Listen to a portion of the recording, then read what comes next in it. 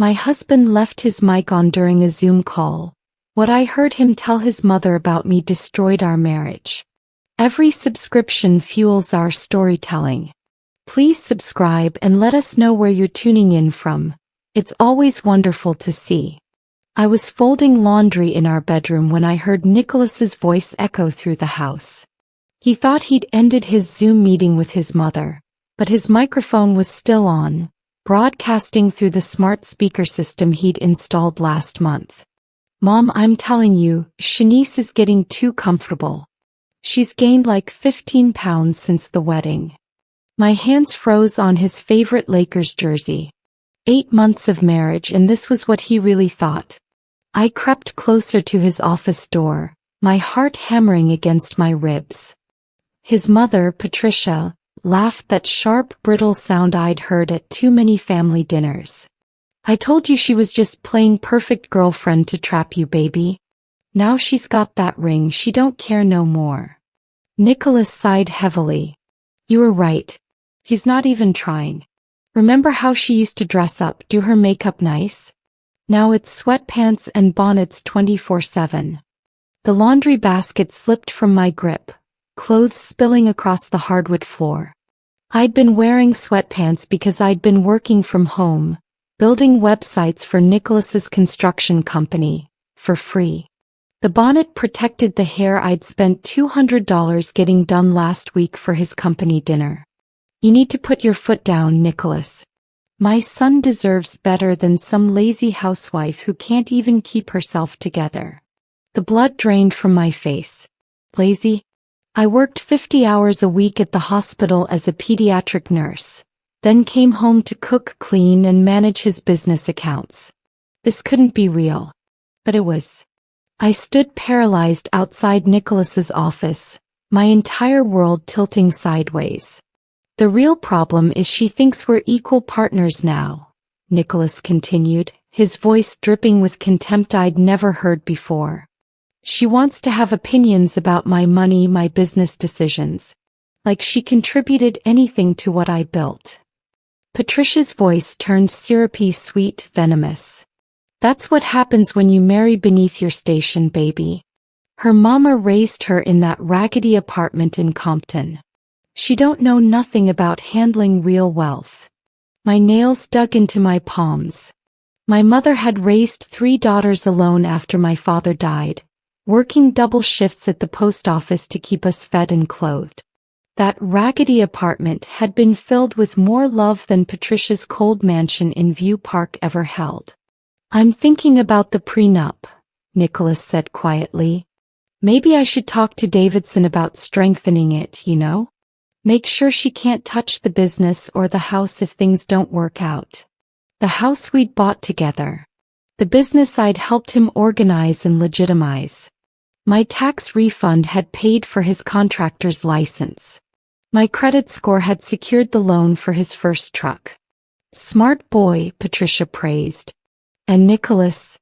Maybe it's time to remind her where she came from. Keep her grateful. Keep her in line. I backed away from the door silently, muscle memory from childhood. From learning to be invisible when my mother's boyfriend got drunk, from navigating dangerous streets to school. My nursing training kicked in. Assess the situation, gather information, make a plan. I couldn't confront him yet. Not without knowing everything. In our bedroom, I opened my laptop with shaking hands and logged into our shared bank accounts. What I found made my stomach drop. Nicholas had opened 3 new accounts I didn't know about. Our joint account, where my entire paycheck was deposited, showed transfers to Washington personal, totaling $47,000 over 6 months. My inheritance from my grandmother, $20,000 I'd added to our savings for the down payment, had been moved to an account solely in his name.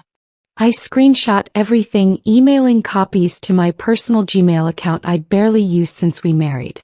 Then I checked our credit cards. Charges at restaurants I'd never been to. A jewelry purchase for $3,000. I'd never received jewelry. Hotel rooms downtown on nights he claimed to be working late on construction sites in Orange County. My hands trembled as I clicked through, documenting everything. A charge at Sephora for $600. I hadn't been to Sephora in months.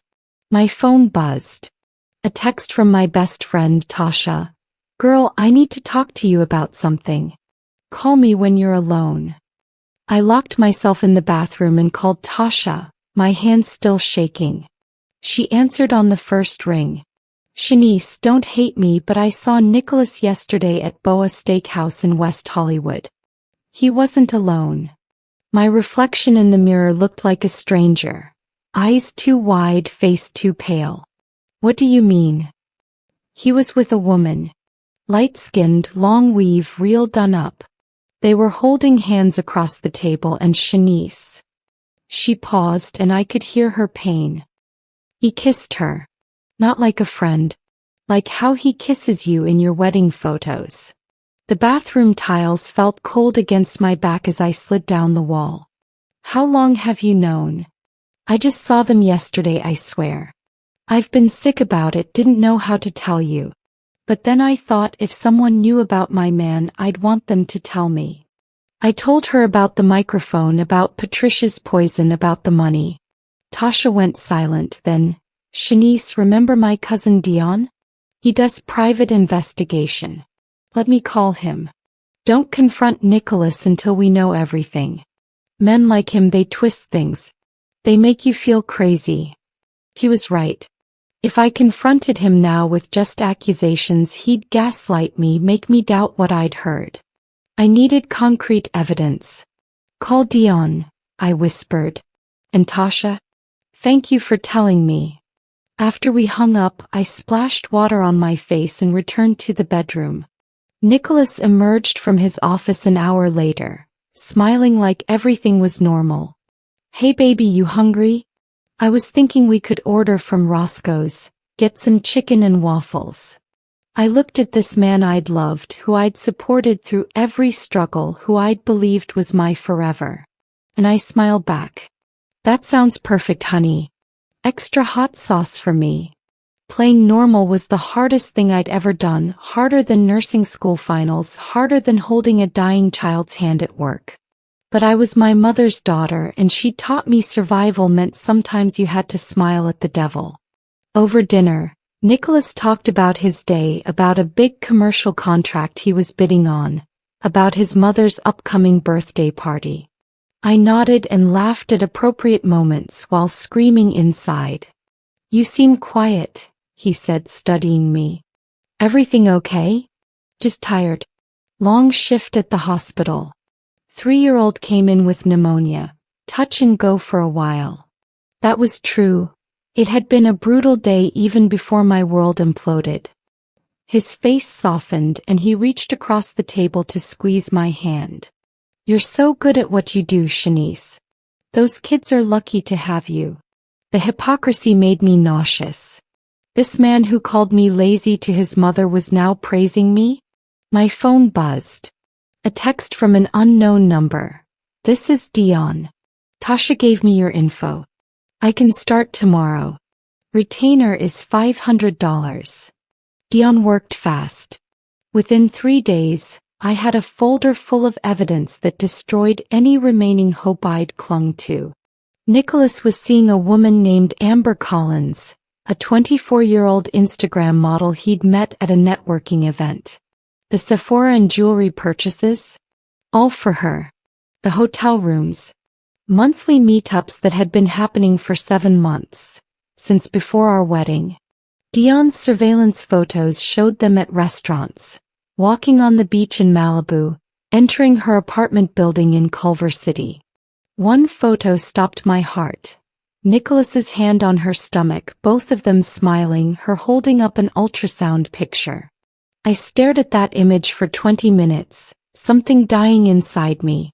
He was having a baby with her. While telling his mother I was getting too comfortable, while moving my inheritance money, while I was working overtime to help build our future, he was building a different future with someone else. But Dion's most valuable discovery wasn't about the affair. It was about the business. Nicholas had been hiding income, claiming poverty to avoid paying fair wages to his workers, 3 of whom were undocumented immigrants he was exploiting. He was also skimming from clients, charging for premium materials but using cheap alternatives. I sat in my parked car outside the hospital after my shift, reading through everything. The man I married didn't exist. He'd never existed.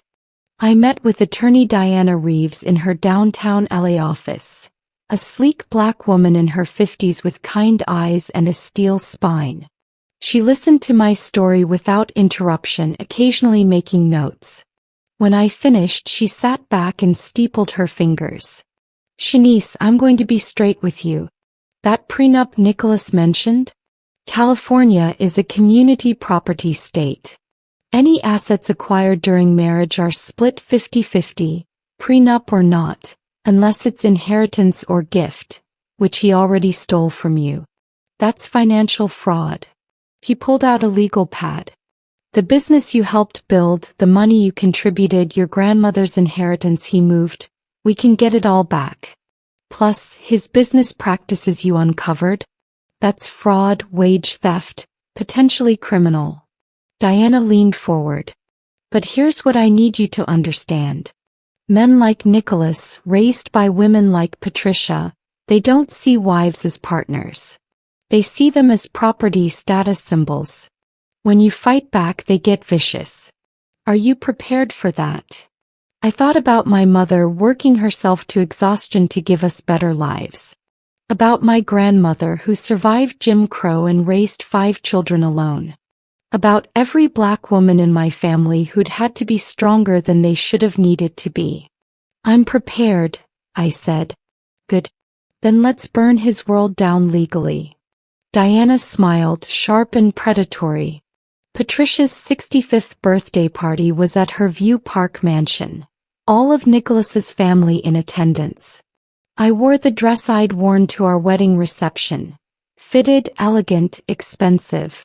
I'd lost that 15 pounds he'd complained about, not through effort but through heartbreak and stress. I looked perfect. And I wanted him to remember this moment. Nicholas kept touching my lower back, playing the devoted husband. His Aunt Claudia cornered me in the kitchen. "You look beautiful, Shanice. Nicholas is so lucky." I smiled. "Thank you, Auntie. You know, I've been thinking about how lucky I am too. 8 months of marriage and I've learned so much." Patricia approached, her smile tight. "Learned what, dear?" "Oh, you know, about partnership. About trust. About what family really means." I met her eyes dead on. "About what people say when they think no one's listening." Something flickered across her face. Uncertainty, maybe fear. But Nicholas appeared, wrapping his arm around me. "Mom, I was just telling Dad about that commercial contract. $400,000 if I get it." I felt him preen, showing off for Patricia. "That's wonderful, honey," I said sweetly. "I'm so glad I could help you organize the bid proposal last week. Partnership is everything, right?" The word hung in the air like a challenge. That night, after the party, Nicholas tried to initiate sex. I let him, performing like an actress, and hated myself for it. 2 weeks later, I told Nicholas I wanted to surprise him with a romantic dinner at home. He seemed pleased, probably relieved I wasn't being moody anymore. I'd been acting normal, even affectionate, while Diana prepared the legal paperwork. Dion continued surveillance, capturing Nicholas meeting Amber at a doctor's appointment for their baby. She was 4 months pregnant. I'd planned everything perfectly. I invited Tasha, my sisters Kenya and Rochelle, and my mother to hide in our guest room with their phones ready to record. I also invited Nicholas's brother Julian and his wife Stephanie, who'd always been kind to me, telling them I needed witnesses for something important. They agreed, concerned by my tone. The dining room table was set beautifully, candles lit, his favorite meal prepared. My grandmother's oxtail recipe that had taken 8 hours to cook. When Nicholas arrived home, he actually kissed me, seemingly genuine. Damn baby, this smells amazing. What's the occasion? Just wanted to do something special for us, I said, smiling. Actually, I wanted to talk about our future. Our plans. He settled into his chair, confident and relaxed. Yeah. What's on your mind? I placed a folder next to his plate. I wanted to discuss this Zoom call you had with your mother 2 weeks ago. The one where your microphone stayed on. The color drained from his face. Nicholas's hand froze halfway to the folder. What are you talking about? Open it, I said calmly. Behind me, I heard the guest room door crack open. My witnesses were watching. He flipped open the folder and I watched his face cycle through shock, panic, rage. Photos of him and Amber. Bank statements showing the stolen money. Screenshots of texts between him and his mother, planning how to keep me in line. Documentation of his business fraud. The ultrasound photo of his other child. Shanice, I can explain. His voice cracked. Please, let me explain. Explain what? I kept my voice steady, channeling every ounce of my mother's strength. Explain how you called me lazy while I worked 50-hour weeks and built your business for free? Explain how you stole my inheritance. Explain Amber. Explain the baby you're having with her. Julian stepped forward from the guest room, Stephanie behind him, both staring at Nicholas in horror. Nicholas, what the hell? Julian demanded. Nicholas stood abruptly, the chair scraping loudly. This is between me and my wife. No. I cut him off, standing too. This stopped being just between us when you involved your mother in degrading me. When you defrauded your clients and exploited your workers. When you committed financial fraud against me. My mother emerged, flanked by my sisters. Nicholas looked around wildly, realizing he was surrounded. Trapped. You set me up, Nicholas spat, his mask finally dropping completely. The charming man I'd married was gone, replaced by something ugly. You manipulative. Choose your next words carefully, my sister Kenya interrupted, holding up her phone. We're recording everything. Stephanie moved closer to me, her face pale. Nicholas, is this true? All of it. You don't understand, he said desperately, switching tactics. Shanice, baby, I made mistakes, okay? But we can fix this. We can go to counseling. You're having a baby with another woman, I said flatly. A baby you conceived while we were married, while I was helping you build your dream. That was a mistake. Amber doesn't mean anything. You told your mother I was beneath you, I continued, my voice rising despite my efforts to stay calm. You called me lazy. You said I trapped you. You stole my grandmother's money. Money she left me because she loved me, because she wanted me to have security. You stole that. Julian grabbed Nicholas's shoulder. Is any of this not true? Tell me right now, little brother. Nicholas jerked away. You're all against me. Shanice turned you all against me. No, Julian said quietly. You did this yourself. My mother spoke then, her voice cutting through the chaos like a knife. My daughter is worth 10 of you, Nicholas Washington. I knew your kind the minute I met you. All charm and no substance. Diana Reeves arrived with the divorce papers and a police officer. Nicholas's face went from red to white. Police? Shanice, you called the police. Mr. Washington, the officer said, I'm here regarding allegations of wage theft and fraud. We'll need you to come down to the station to answer some questions. This is insane. Nicholas shouted. Shanice, call them off. We can work this out. Sign the papers, I said, my voice steady now. You'll return every cent of my inheritance plus interest. You'll give me 50% of the business's value. You'll pay my legal fees. And you'll stay away from me. Diana placed the papers on the table. You can sign now, or we can do this in court where your business practices become public record. Your choice, Mr. Washington. Nicholas looked around at all of us. His brother's disappointed face, my mother's righteous anger, Tasha filming everything, the police officer waiting patiently. He was beaten and he knew it. He signed with shaking hands. As the officer escorted him out for questioning, Nicholas looked back at me. I loved you, he said, and had the audacity to sound hurt. No, I replied. You loved the idea of me. The perfect wife who'd worship you like your mother does. But I'm my mother's daughter, Nicholas. We don't worship men. We partner with them or we leave them. The door closed behind him. 3 months later, I stood in my new apartment in Baldwin Hills, smaller than the house but entirely mine. The divorce was finalized. Nicholas paid me $200,000. My inheritance returned, my share of the business, and damages for fraud. His construction company was under investigation. Several clients had sued him, and Amber had left him when she discovered he was broke and facing criminal charges. Patricia had called me once, trying to negotiate, trying to convince me to drop the charges against Nicholas. I'd listened silently and then said, Mrs. Washington, you raised a son who thinks women exist to serve him. That's not my problem to fix anymore. I blocked her number. I'd gone back to therapy, processing not just Nicholas's betrayal but recognizing the red flags I'd ignored. His need to control, his mother's subtle undermining, the way he'd isolated me from my friends. I was healing slowly. Tasha knocked on my door, carrying wine and Chinese takeout. You ready for girls' night? Absolutely.